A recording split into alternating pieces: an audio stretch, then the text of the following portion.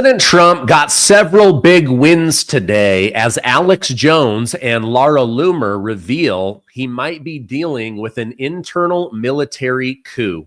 Lots to get through. Let's jump right in.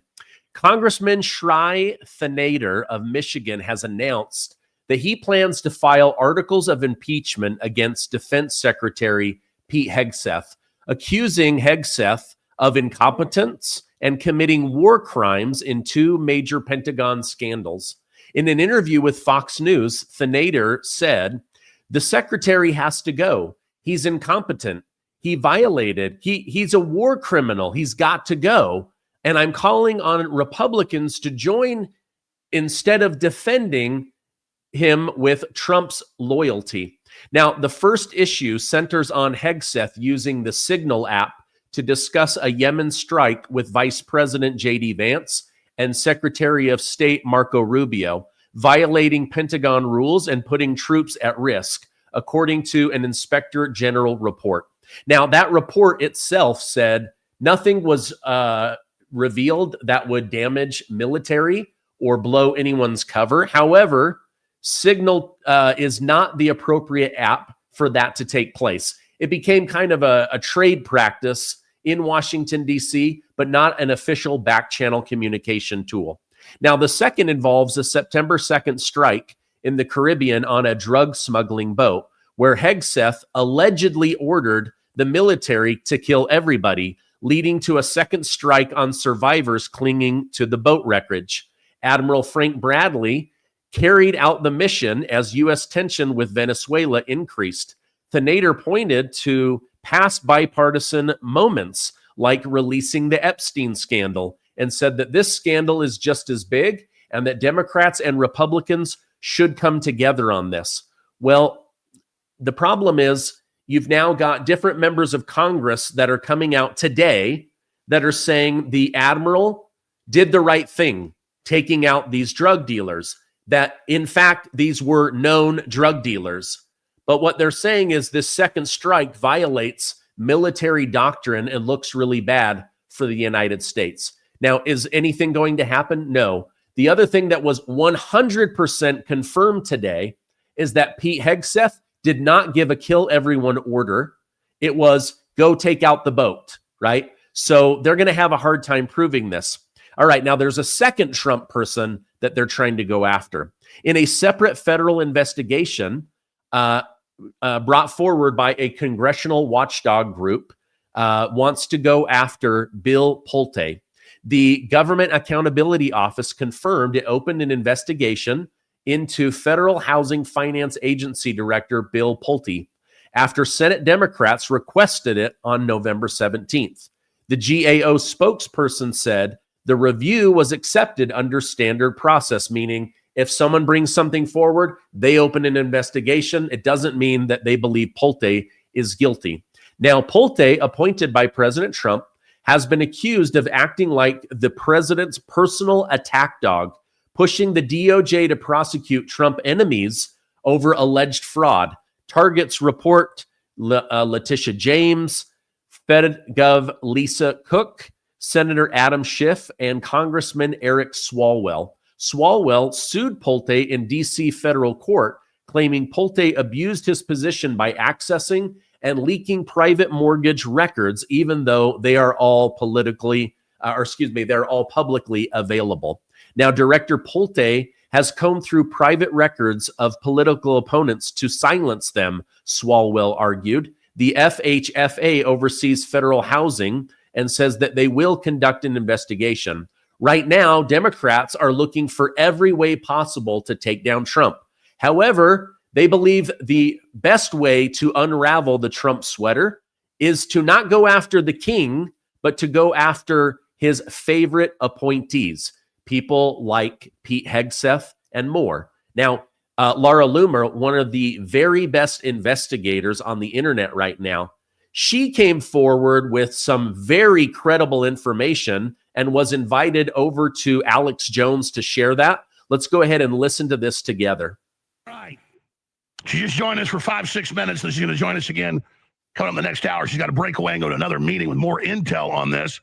Investigative journalist, Trump confidant, long time investigative reporter and friend of mine, Laura Loomer, has broken major news about an ongoing coup inside the Pentagon to remove Hegseth, claiming war crimes with no evidence, ahead of all the investigations coming out next week that he was ordered to do against Biden and others for the disastrous withdrawal from Afghanistan and more. This is all highly coordinated to give us a first snapshot look at how urgent this is. If they can clear the way to get control of the Pentagon, then they're clear for their full Podesta plan coup.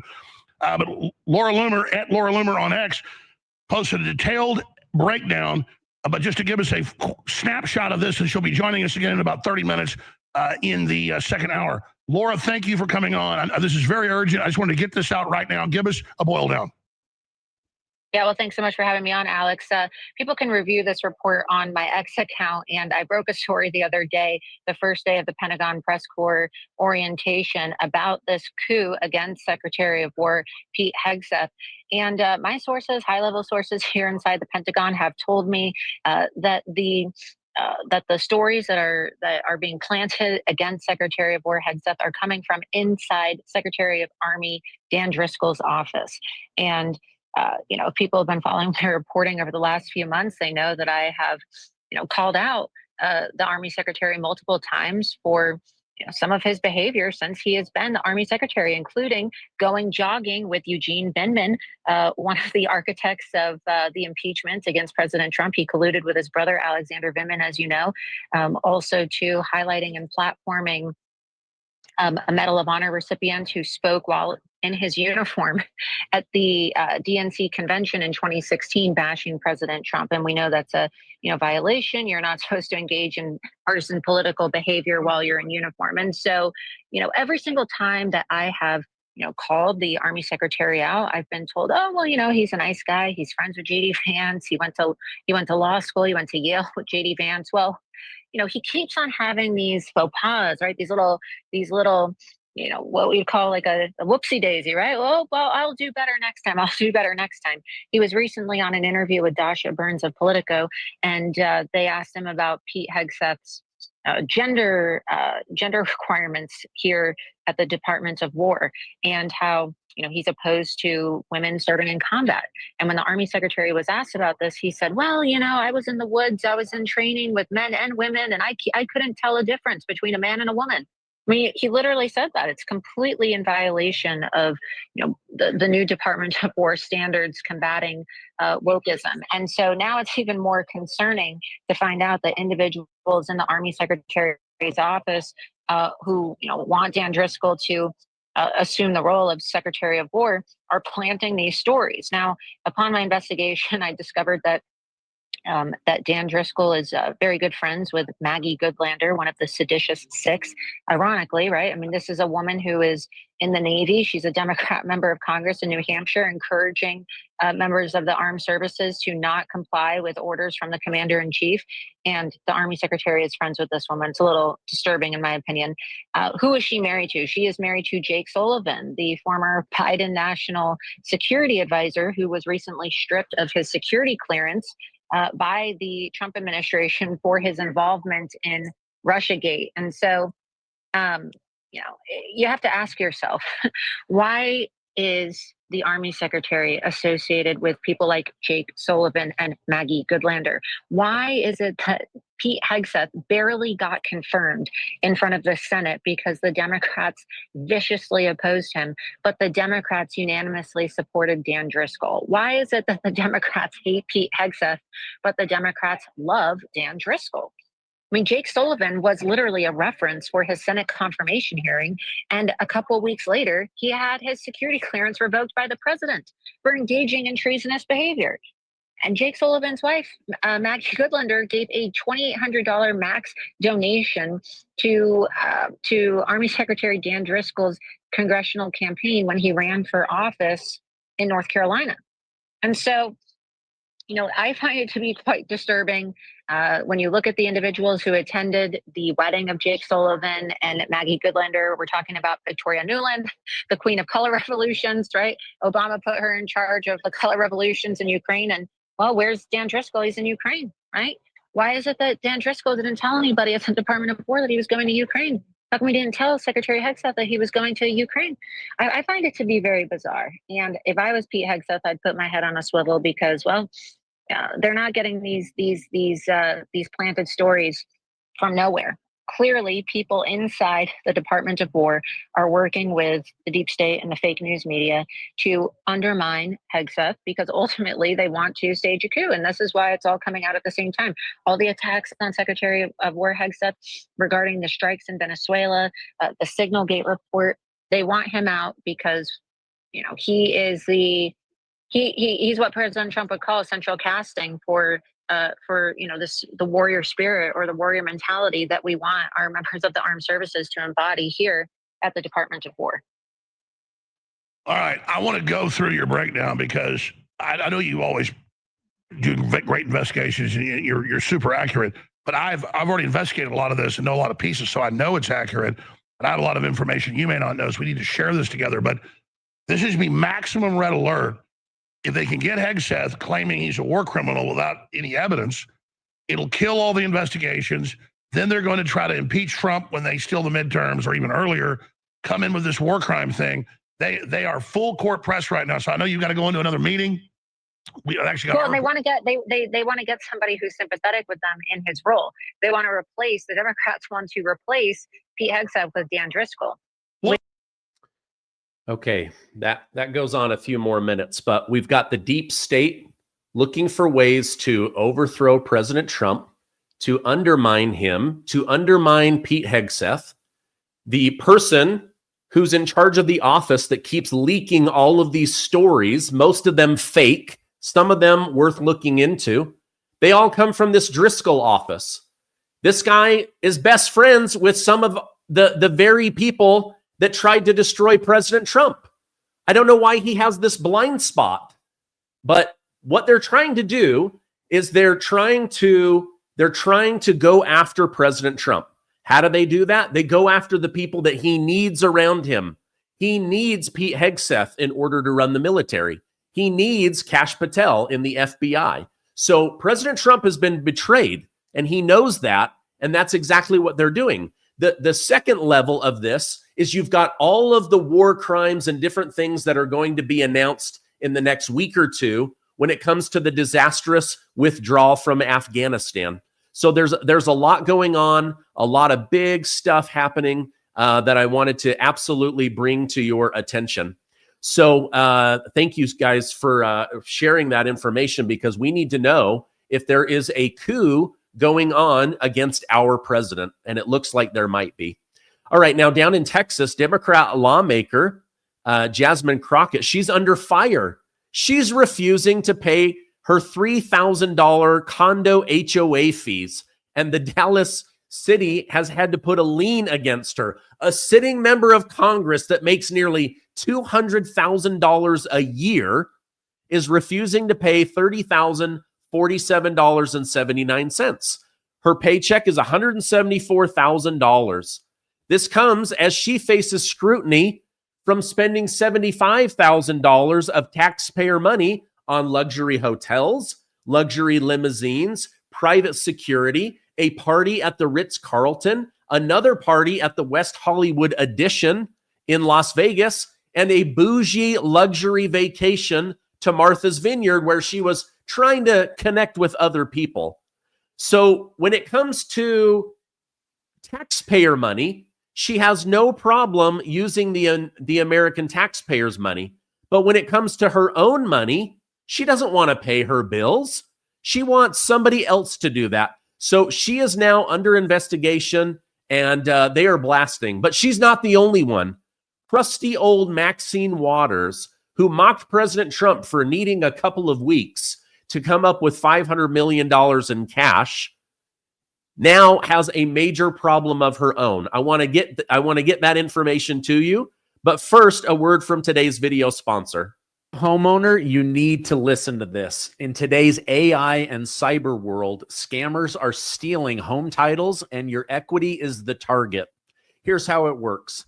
Criminals forge your signature on one document, use a fake notary stamp, pay a small fee with your county recorder, and just like that, your home title has been transferred out of your name.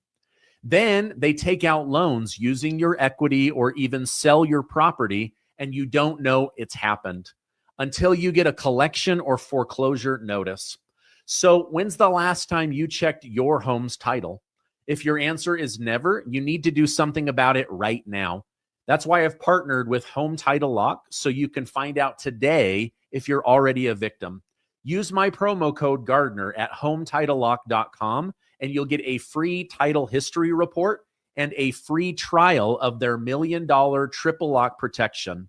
That's 24/7 monitoring on your title, urgent alerts to any changes, and if fraud does happen, they'll spend up to $1 million to fix it. Go to HometitleLock.com and use promo code Gardner. That's HometitleLock.com, promo code Gardner. All right, look at this. This is, again, from Laura Loomer. Representative Maxine Waters from California's 43rd Congressional District and the ranking member of the House Financial Services Committee is reportedly delinquent on property taxes on her multi-million-dollar mansion in Los Angeles, California. As of December, Maxine's California residence remains in default. She owes the government $21,302.95.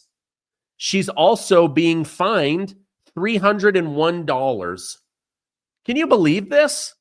This is the ranking member of the United States Financial Services Committee, and she can't even pay her own bills. She's literally $21,000 behind in taxes. Why are we letting these clowns run the government? It's embarrassing. This is somebody that should absolutely be on top of their own money.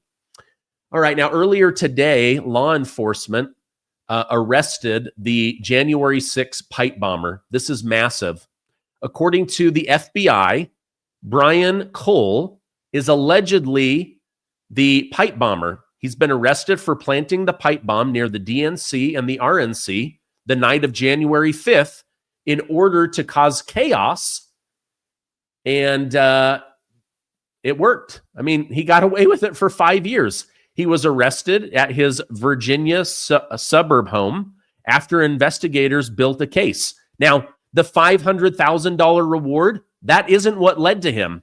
FBI Kash Patel had a team specifically looking through every inch of this. And when they followed his route one more time, they realized that this was a male based on the way he was moving, his belly, his body language. And so this female that the Blaze accused, that is not her. So now that the FBI isn't arresting grandmas, they've found this Brian Cole, and he will get his day in court. But listen to what was said by AG Pam Bondi on the matter. Early this morning, Brian Cole Jr. was arrested and charged with placing the pipe bombs at the RNC and the DNC on January 5th, 2021. He has been charged with violating 18 U.S.C. 844, which is use of an explosive device. This investigation is ongoing. As we speak, search warrants are being executed, and there could be more charges to come. I'm going to let our U.S. attorney discuss that shortly. This was the work of multiple agencies working together. This morning's operation was carried out safely and successfully. I mean, isn't that amazing? I know Kash Patel, Dan Bongino, not only are they fighting criminals, right? Child abduction, drug trafficking, violating women, gang activity, prison crap. They're also fighting the old FBI that refused to go after criminals because they were going after grandmas. You can't find what you're not looking for. And they weren't looking for this Brian Cole guy. Well, they found him. And he's been arrested. They raided this morning his house in Virginia, and he is now gone. All right, final story I wanted to tell you. The DOJ is on track to require 26 states to fix their inaccurate, bloated voter rolls. Assistant AG Harmeet Dillon criticized what she called intentional sloppiness. And the majority of the areas that were intentionally sloppy with bloated voter rolls, oh, wouldn't you know it? Democrat-led areas.